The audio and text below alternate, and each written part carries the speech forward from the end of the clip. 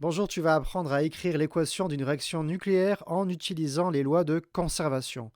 Il y a certains éléments, de gros éléments, vont spontanément se désintégrer en émettant une particule. On parle de désintégration ou de radioactivité. On va voir quatre types de radioactivité, la bêta-, bêta+, alpha et gamma. Chaque fois avec un exemple. La particule bêta-, en fait, c'est tout simplement un électron.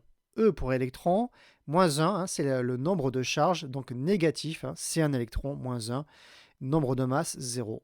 Voici un exemple, la désintégration du carbone 14. Donc, ça émet une particule bêta-, plus un élément. Alors, comment trouver cet élément?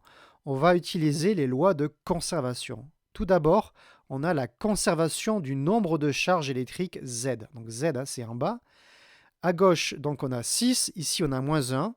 6, c'est moins 1 plus 7. Donc j'écris 7. Et je mets X parce que pour l'instant, je ne sais pas quel est cet élément. 7.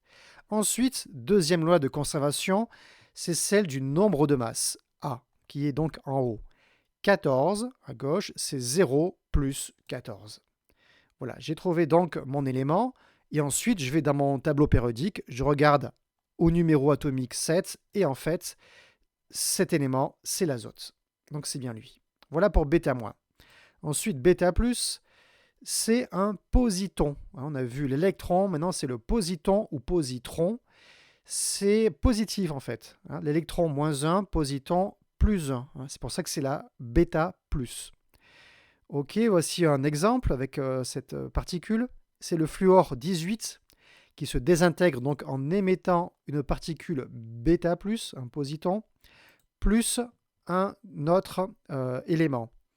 Loi de conservation, 9 c'est 1 plus 8 et 18 c'est 0 plus 18. Maintenant, je vais dans le tableau périodique, je regarde à 8, numéro atomique, et c'est en fait l'oxygène.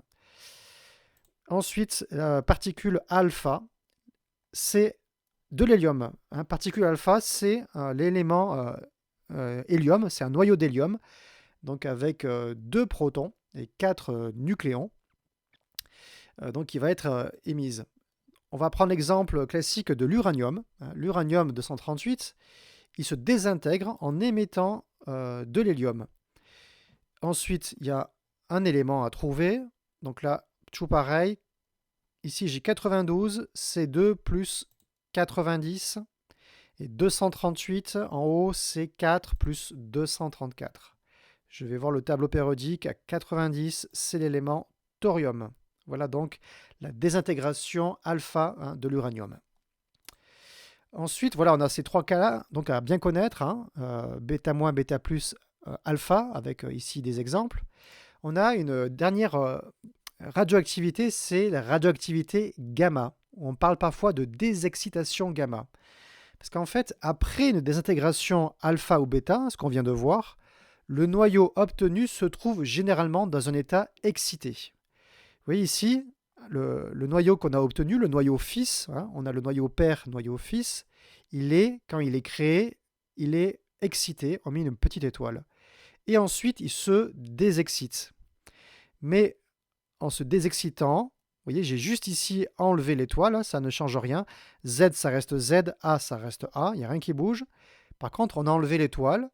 Pourquoi? Parce qu'il y a un gain en stabilité et une émission, l'énergie, elle est émise sous la forme d'un rayonnement gamma. Donc, parfois, on peut vous demander ça. Donc, on a une particule qui est suite à une désintégration alpha ou bêta-, ou bêta+. Hop, une petite étoile. Ensuite, elle se désexcite. On enlève l'étoile, plus rayonnement gamma. Je vous rappelle que rayonnement gamma, donc c'est ici, dans le spectre des ondes électromagnétiques, c'est le plus énergétique. On a les UV, rayons X, rayons gamma, très énergétiques, donc évidemment dangereux pour l'être humain. Voilà, bon courage à vous.